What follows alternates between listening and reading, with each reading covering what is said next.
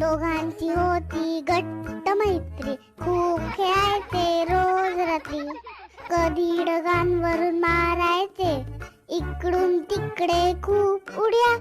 कधी निवांत बघत बसायचे दूर समुद्रातल्या होड्या. कधी काढायचे चित्र नवी, चांदण्यांचे जोडून ठिपके. कधी पकडून धुमके तुला मारायचे ते फेरफटके. कधी येता रॉकेट आकाशात, दोघे क्षणभर घाबरायचे. शर्यत लावत रॉकेटची, नंतर झुम पळायचे. कधी व्हायचं भांडण दोघांचं, बसायचे ते दोघे रुसून.